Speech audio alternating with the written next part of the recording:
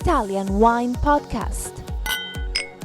Chin Chin with Italian wine people.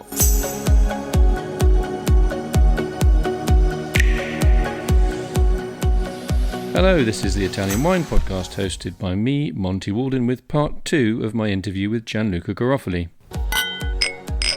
So just tell me a little bit again about the history of, we'll edit all out, the Garofoli family's history starting in, you just tell me it was founded in 1871. Yes, absolutely. Garofoli Winery started with the collapse of the Vatican State. Actually, Antonio Garofoli, even though lived in Loreto, that is one of the most important churches for Christianity, he basically decided to fight for the unification of Italy with the King of Piedmont and not with the state of the Pope. So the King of Piedmont gave him, as a reward, the license to sell salt and tobacco, the tabaccheria, what we see, the blue sign. But this happened in 1866. And with tobacco, we didn't do nothing. But with salt, that was the only way to keep food in good condition, he started to make a good amount of money. And he bought the old vineyards where he lived that were owned by the church. So this is the beginning of Garofoli Winery, basically from the unification of Italy. And in 1901, his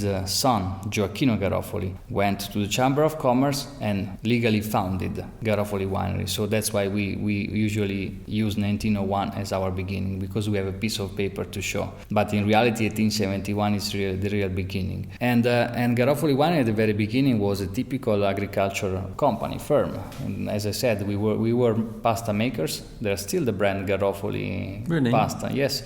Then we sold this to another person, but it still exists in Garofoli Pasta.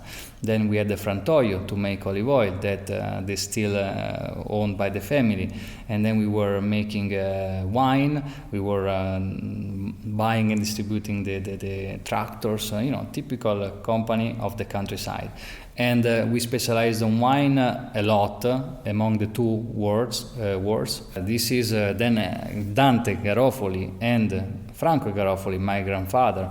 They really focused only on wine, and from there, from the bulk wine, because we have to remember that Italy was not only in bottle. They called the fine wines, but it was the 1%. And after the Second World War, Garofoli bottled almost everything.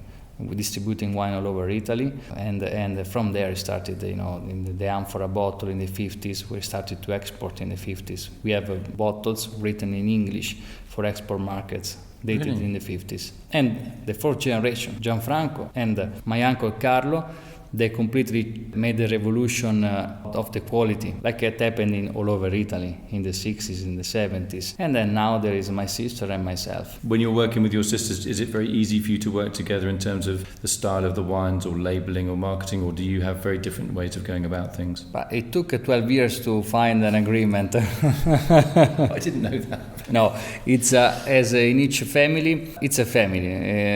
It's like the family of everybody, It's the same thing. In the last 3-4 years, we found a nice agreement among the family, so we have our own role and the same project, the same idea, the same vision, but we tend not to, to speak about your job or my job. So that's an informal agreement. But you all agree about how the vineyard should be run. You're all very clear about what's going on there, because without the grapes there's no wine, right?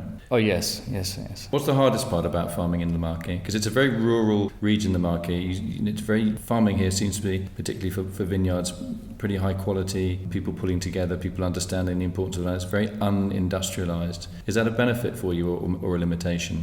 At the beginning it was a limitation, because it was very difficult, as my uncle told me, to convince farmers to work in a good way, like to cut down the boundaries on the ground. It was almost impossible, even though we were the owners of those vineyards.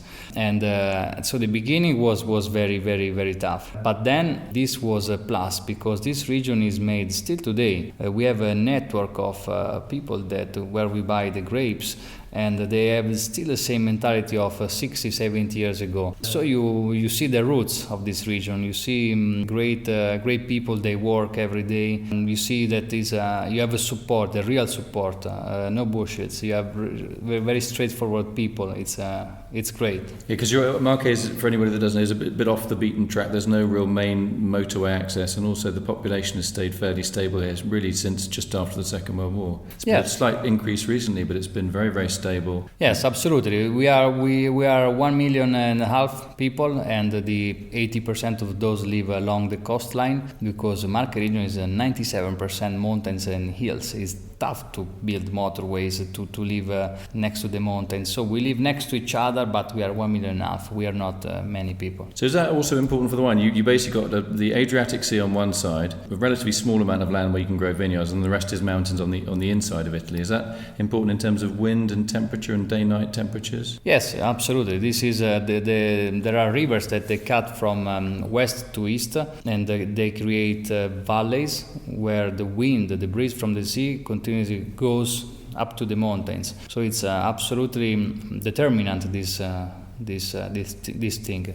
And how does that affect the taste of the Verdicchio? Does it make it more crisper or more aromatic? Or it's not a particularly aromatic grape, is it? No, it's not aromatic. It's but the crispiness, yes. The acidity, yes. Minerality. This another factor that is important. So what flavors would we find in a young Verdicchio, and what would we find in an older one, say one that's 20 years old? In the young Verdicchio, absolutely the crispiness and minerality. These are, you see the almond aftertaste. These are the typical lemon, things like that. Lemon, citrus, and these are the kind of typical characteristics. And during the evolution, you can find anise, for example, anise. Licorice.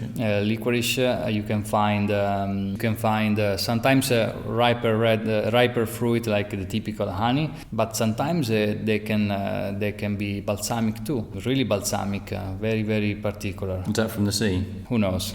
We are uncertain, especially during the very hot vintages. The eucalyptus, the balsamic part comes out. Mm-hmm. So we don't know. We don't know if probably the roots of the vines, they go deep, or I don't know. So I mean, a good Verdicchio can easily age 20 years. What about a good red Conero wine? How long could that age? But I think that in 10-15 years we should be fine. And what are the main flavors in a young Conero based on the Montepulciano grape, and one that's older, like maybe a 10-year wine? We have the plums. We have the maraschino cherry. This is the typical taste of. And with age, what comes in the Conero? With age, sometimes it's a little bit wider, this ripeness. So some people think, oh, maybe it's an old red wine, but no, that's a typical maraschino cherry of the Conero. I think that now, for example, in our case, we changed a little bit this kind of style. Don't ask me how we did it. I think that my uncle, wanted not anymore a riper fruit. He's harvesting before than other years. That is what I know. And we look for really the dryness of the white rocks, the chalkiness. This is what we are looking for more rather than the maraschino cherry that is a typical component. I love that's quite nice, because you get that ripe, not jammy, but that ripe fruit without the wine being really kind of fat.